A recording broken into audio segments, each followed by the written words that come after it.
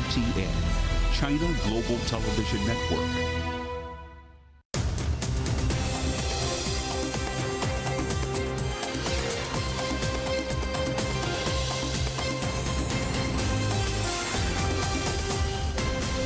Live from London, this is The World Today.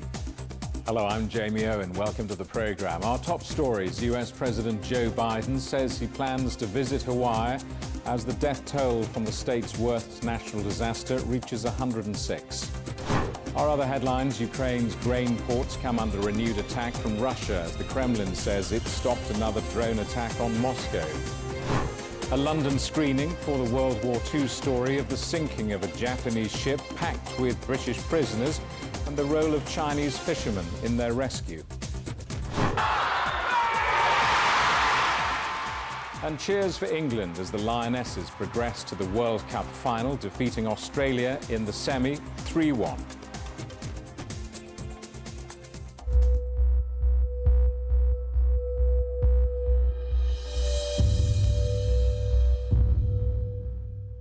At least 106 people have now been confirmed dead in Hawaii's wildfires as the authorities released the first two names of victims from the deadliest natural disaster in the state's history. US President Joe Biden said he plans to visit Maui but does not want to get in the way of recovery efforts. Hundreds of people remain unaccounted for after the blaze, fanned by strong winds, damaged more than 2,000 buildings. 86% of them were residential. Well, the state's governor said the number of fatalities could double over the next couple of days. Emergency workers are scouring the charred landscape for more human remains. Our correspondent Greg Navarro reports.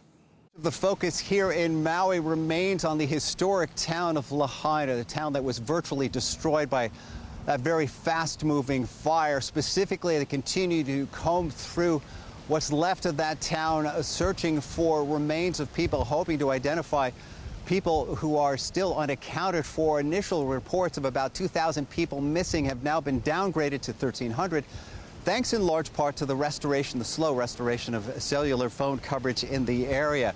About 20 cadaver dogs and their teams are going through the very slow and methodical process of trying to identify people. So far, we're told about 80 people have been identified. We've been told they were found in burnt-out vehicles near the water's edge, apparently trying to flee at the time. They're asking for the public to help those people with family members, loved ones still missing, to provide anything they can, including DNA, to help with that identification process. One of the concerns at the moment, though, is that people trying to get into Lahaina to have a look, not just people directly impacted, people whose homes, livelihoods have been destroyed, but people simply wanting to see what it looks like. Authorities very much urging people not to do that. In fact, saying, look, if you do happen to walk through there and you have ash on your clothing, it is very likely the remains of someone's loved one. Stay away has been the message. There are other fires that continue to burn, including one not far from where I am in an area called the Upcountry. That destroyed about 20 homes. It is 60% contained at this point, but authorities continue to keep an eye as the winds continue to be an issue around here. So again, the primary focus continues to be on Lahaina. At this point, the governor is saying that all of this still in phase one, which is trying to find those people who are missing and then identify bodies. Greg Navarro, CGTN, Maui. Well, many who choose to stay in that historic town of Lahaina are without power or safe drinking water, but their plight has strengthened a sense of community, with neighbours trying to do what they can to help. Our correspondent Nitza Soledad Perez reports. How we are. This is how we do it. We show up. We help out. We don't do it. Who's going to do it? After wildfires ravaged the beloved town of Lahaina in Hawaii, killing dozens and leaving so many without a home, this group of friends and volunteers chose to help, delivering supplies to the fire victims. Among them was a Lahaina resident who ran away from the flames to live another day. It was the first time Chris Burley watched the ruins left by the intense blaze. Words can't really describe what I'm feeling. You know, it's... My heart doesn't ache for my loss of possessions. My heart aches for my community. You know, people that lost family members, friends. Can we get that line to here? A lot of people are still stuck, on the west side and up north, that without power, without food, without water, without provisions, and they have no access to that, and it's been really hard for people to get over there to bring supplies. All water and all fuel are going to Lahaina Luna Elementary. Lahaina means cruel sun, but the cruelty of the summer heat and nature's wildfires could not destroy their sense of community. I'm doing this because there is tainted water and a lack of fuel in the burned out area of Lahaina, and we have strength in numbers and lots of friends donating huge amounts of money and resources. To the rhythm of a fighter, they loaded boxes and more boxes of water, cans of propane, diesel, and fruit. The voyage started on a snorkeling boat at the port of Maalaea. Coming at you with more water. Then all the donations were transferred to a catamaran. The snorkeling boat extends too far underwater to reach the shore. The catamaran is built for a seamless beach landing. Two different groups join forces. Yay! On land, an embrace of gratitude. And then back to work. It was time to unload from the catamaran to land. Electric's gonna be 2 months from what I hear. Yeah, they're gonna need it. And from land to the trucks. Hey, who has a truck? Their human chain inspired many around them. God bless you. Even a tourist stuck on the island by the wildfires joined the effort. We're excited that people are helping and pitching in. And you helped too. Well, I'll try a little bit. I didn't do much. The volunteers took all the goods where they deemed needed. For Chris, the mission was as soothing as the ocean breeze. He could help others like him. For thousands in Lahaina, the uncertainty of losing their homes and loved ones will dig deep for decades. But at least they know they have each other. Thank you. Nitsa Soledad Perez, CGTN Lahaina, Hawaii. Canada's Northwest Territories have declared a state of emergency after wildfires there destroyed one remote community and are now posing a threat to the region's capital, Yellowknife. Several areas have been evacuated as advancing flames threaten to close highways connecting them with the rest of the territory. Wildfires had already destroyed thousands of hectares of land and forced thousands of people to flee their homes across Canada this year. People in 5 villages on Spain's Canary Island of Tenerife have been moved to safety after a wildfire broke out in the national park surrounding the Mount Teide volcano. It's the country's highest peak, and firefighters are battling to bring the blaze under control. It started on Tuesday and spread through a forest in the northeast of the island, destroying some 300 hectares of land. Denmark's foreign minister says the Ukraine crisis and green energy cooperation are high on the agenda during his visit to China. Lars Løkke Rasmussen was speaking after arriving in Shanghai. He's set to meet his counterpart Wang Yi and China's Commerce Minister Wang Wentao later this week. The DPRK says an American soldier who crossed the border from the south last month is seeking refuge in the country. Pyongyang says Travis King had complained of maltreatment and racial discrimination in the U.S. Army. Investigators in the DPRK say he crossed the border intentionally while on a civilian tour of the heavily fortified region. Washington has not yet commented on the claims, but says it's working to bring Private King back to the U.S. More than 1 million people have fled Sudan, and the situation is spiraling out of control, so says the United Nations. 4 months of conflict have had a devastating impact on people's lives, UN agencies said in a joint statement. They pointed to the lack of food and medicine as 3.4 million people have been displaced within the country. They called for action to end the conflict.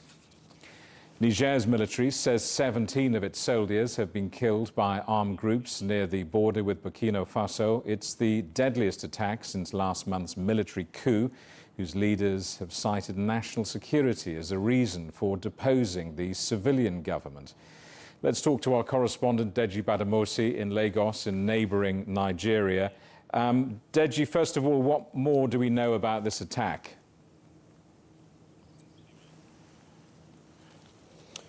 Well, thank you very much, Jamie. The attack actually happened at a place known as Koutougou, near a town known as Koutougou in the Tillabéri region of Niger. That region, of course, is a hotspot of terror groups now linked to Al-Qaeda and ISIS. They've been very active in the area, and that area, of course, is where the area is known as the tri-border region, because that is where Burkina Faso, Niger, and Mali meet. And this very attack actually happened close to the border with Mali now. And according to the military, about 100 insurgents were also killed in the attack. The military says it was clearly an ambush, and we've seen similar ambush. We even saw a similar situation in neighboring Nigeria also this week, just a few days ago, where about 26 soldiers were killed in an ambush by bandits. So the Nigerian military says 100 of the insurgents were killed, but 17, of course, of the soldiers injured, and several more, 17 died and several more injured. That area, as I said, is actually a hotbed now for terrorist activities. And but then, just as you've said, is the deadliest attack on the Nigerian military since the coup of July the 26th. And what's being discussed during the Prime Minister's meeting in Chad? Do we know?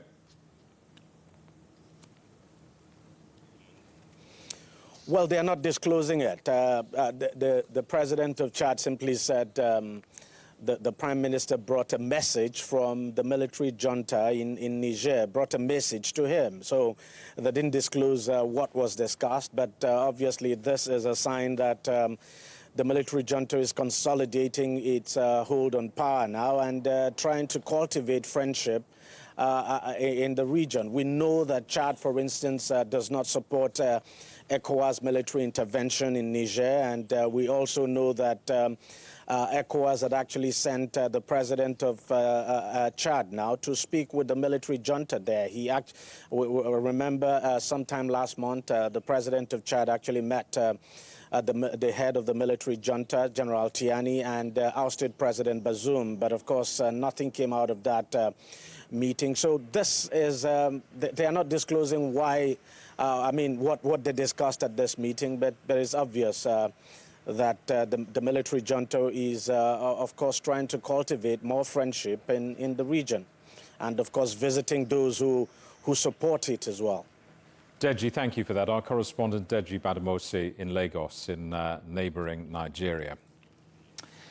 Russian drones have struck a Ukrainian grain depot on the Danube River close to the Romanian border. The governor of Odessa says the port terminal and other buildings were damaged. Grain supplies intended for China, Israel and African countries were destroyed. This all comes as a container ship set sail from Odessa through a temporary safe corridor in the Black Sea. The route was established by Ukraine to help safeguard supply routes after Russia withdrew from the Black Sea grain deal last month. And Russia says it shot down 3 Ukrainian drones southwest of Moscow in the latest aerial attack on the capital. The Ministry of Defense denounced what it called a terrorist attack on Russian territory by the Kyiv regime. Let's talk to our correspondent Dasha Chernyshova in Moscow. Dasha, this is the latest attack in a string of drone attacks on Moscow, some of which have hit their targets. What's the Kremlin saying about this one?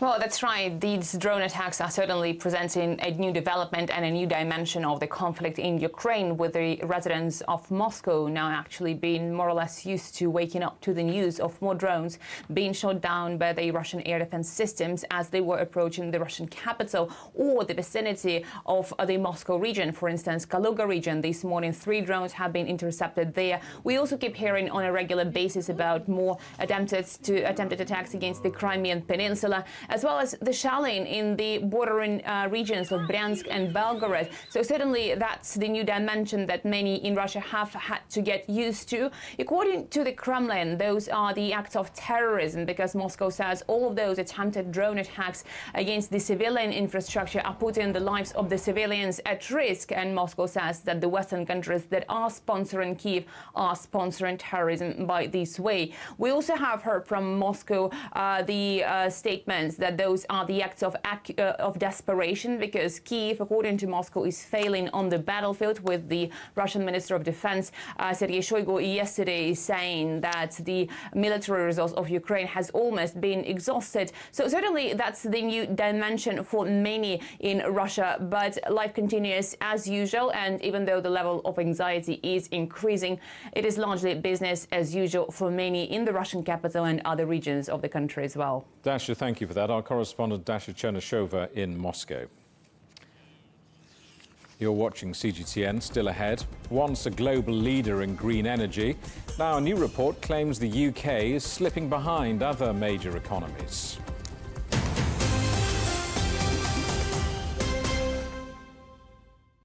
Roger, Ricky, loud and clear.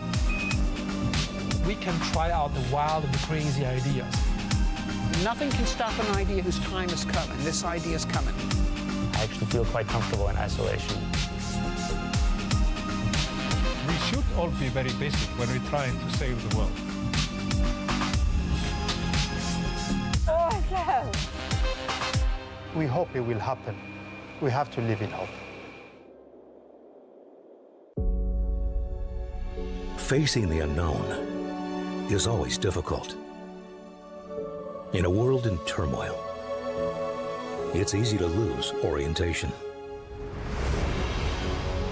But when the storms come, we have to see the possibilities, reinvent, find new opportunities, discover a path forward. CGTN. See the difference.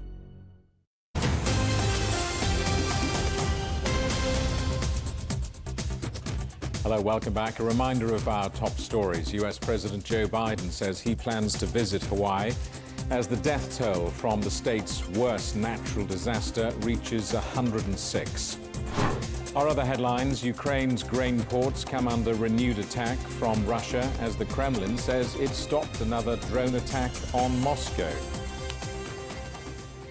The British Film Institute in London has hosted a viewing of a documentary by the Chinese director Fang Li. The Singing of the Lisbon Maru is a World War II tragedy which saw 800 British prisoners of war die at sea. Several hundred others were rescued after Chinese fishermen risked their lives to pull them from the shark-infested waters. Our correspondent Michael Voss reports. It was a private preview at the British Film Institute for The Sinking of the Lisbon Maru, a Chinese-made documentary about a World War II atrocity that few have ever heard of. Many of the invited guests were relatives of British prisoners of war who were aboard the ill-fated ship when it sank near the Chinese coast. The Lisbon Maru was a Japanese cargo ship converted to an armed troop carrier. In October 1942, it was carrying more than 1,800 British prisoners of war from Hong Kong to Japan when it was hit by a torpedo from an American submarine, which thought it was a troop ship. As the boat started to sink, the Japanese troops were evacuated, but they locked the prisoners below deck. Many managed to escape, but were then shot as they jumped into the sea. More than 800 prisoners died, trapped on board, shot or drowned at sea, until a flotilla of poor Chinese fishermen from a nearby island came to the rescue. The Chinese risked their lives amid the shooting and managed to take almost 400 survivors back to their small island. Most were recaptured by the Japanese and ended up in prison camps, but the kindness was never forgotten. I'm Denise Bowditch, and our dad was on the Lisbon Maru and he survived. He was brought ashore helped by the Chinese fishermen, which we're so grateful. But one thing I will take away today, despite the sadness and the gravity that came upon us, or the sadness, I'll take away the unity between the Chinese fishermen and the prisoners of war, and how like that relationship, you know, will always be strong and admired everywhere. We were in tears. Just think what our father went through. We may have differences with contemporary China, ideologically and all that sort of thing, but we share this history and we share this desire for peace. I think the film is a great contribution to that. The director, Fang Li, first learned of the incident 10 years ago. He launched a search for the sunken ship, as well as surviving relatives, which led to the documentary. I hope all the audience worldwide will remember, okay, we are all human beings. We want to live in peace. Let's remember all those past ones who sacrificed their life for freedom, for our peace.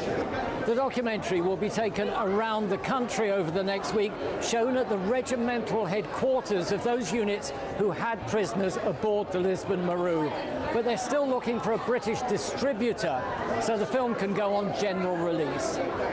Michael Voss, CGTN, London. Inflation in the UK is coming down, but it's still high and higher than in other major economies, adding to the case for the Bank of England to raise interest rates yet again. Consumer inflation slowed to 6.8% in the year to July, down from its peak of just over 11% in October. But these latest figures are still slightly higher than the economists had expected and a long way off the government's target of 2%. China's battery giant CATL has unveiled a product that aims to ease charging and range constraints. The new lithium iron phosphate battery can supply a range of 400 kilometers on a 10-minute charge. The company says it'll achieve mass production of the battery by the end of this year, and EVs equipped with the product will hit the market in the first quarter of next year. The valuation of the Vietnamese electric vehicle maker VinFast soared above that of Ford and General Motors on its first day of trading on the New York Stock Exchange. The company's yet to make a profit, but it closed its trading debut at more than $37 per share, well above the initial $10 agreed when the car maker secured a stock listing. Growth in the UK's clean energy capacity is set to fall behind all other major economies for the rest of this decade. That's the claim from Oxford Economics, which says electricity output from renewables and nuclear in the UK is set to grow by an average of 2.9% per year between 2023 and 2030. It's the slowest rate among the world's 8 largest economies, with India set to grow the fastest, followed by China, the United States and Germany. And in China, the rapid adoption of electric vehicles is starting to have an impact on petrol demand, which is expected to peak this year, 2 years earlier than expected.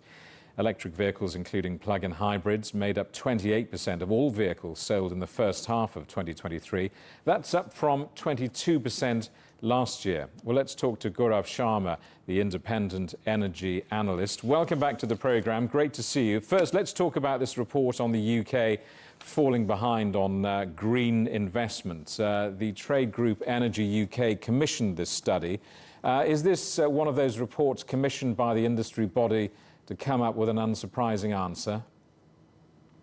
Well, thank you for having me on the program again. It's good to see you. What I would say here is that percentages are always relative. I looked at some of the figures, and there is some element of truth in this. The UK is being judged against a higher base, i.e. it had a head start when you go back to the David Cameron, Nick Clegg years, the Liberal Conservative government back some 13 years back. And that's when the renewables drive started picking up in England and Wales especially, and then the UK as a whole. Now, as the years have gone by, the percentages have become relative. Others have caught up from a low base, and hence it's reflected in the data. I think the comparison with India and China is not exactly fair. Both economies are servicing 1 billion plus people. So compared to 68 million that the UK power grid has to service, it's comparing apples to oranges. So I would take the data with a pinch of salt. Let's talk about China and the UK and the US, both focusing on boosting incentives for green investors. I wonder what that means for the rest of the world and the rest of the world energy transition.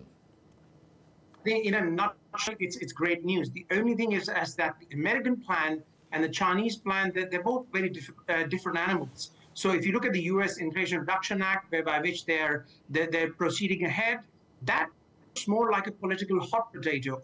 Well-intentioned, but still a political hot potato. If you compare that with the Chinese investments via the 14th five-year plan, that is a statement of intent. So on the one side, you have Chinese intent, and on the other hand, you have American ambition. Both can be good, but I suspect that the willpower is stronger on the Chinese side than the American side. And if billions are poured into lowering the carbon footprint, that can only mean good things. A study from CREA showing electric vehicle adoption in China has shaved something like 3 percentage points off domestic petrol demand growth. What's the wider impact of this going to have, do you think? This is a great question, a very profound moment in our consumption of energy.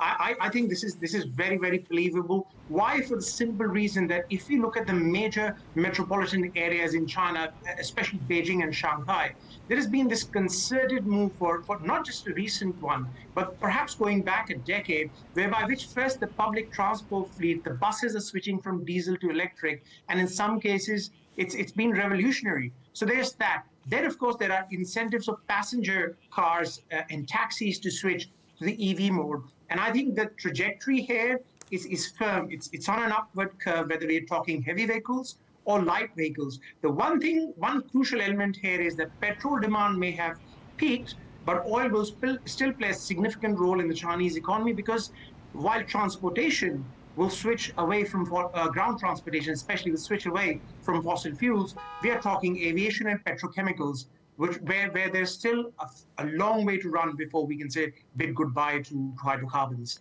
Gaurav, good to see you. Thanks for coming back on the show. Gaurav Sharma, the independent energy analyst.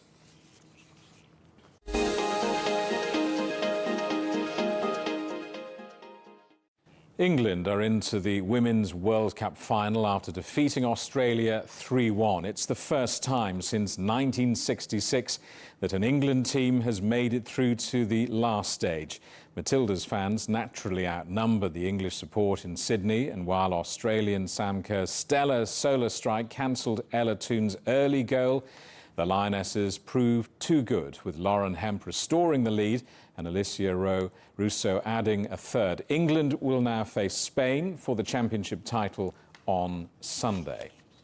I feel like there's no words to describe what we all feel right now. It's an unbelievable achievement.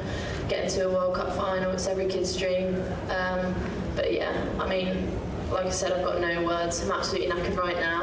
Got a few days to recover, but then we go again because we want to win this. Obviously now we've got so far. Celebrations for the traditional Shoton Festival have begun in Lhasa, the capital of southwest China's Xizan Autonomous Region, also known as Tibet. A huge Buddhist painting is on display, attracting tens of thousands of people to the week-long festival. It dates back to a religious tradition from the 17th century, marking the end of the monks' 100-day summer retreat. Visitors will also enjoy performances of ethnic songs, dances, and traditional Tibetan opera. The headlines again. US President Joe Biden says he plans to visit Hawaii as the death toll from the state's worst natural disaster reaches 106. Our other headlines: Ukraine's grain ports come under renewed attack from Russia as the Kremlin says it stopped another drone attack on Moscow. And a London screening for the World War II story of the sinking of a Japanese ship packed with British prisoners and the role of Chinese fishermen in the rescue. And that is The World Today. Thank you for watching. We're back with more news at the top of this hour. Coming up next, it's World Insight. For now, from all of the team in London, it's goodbye.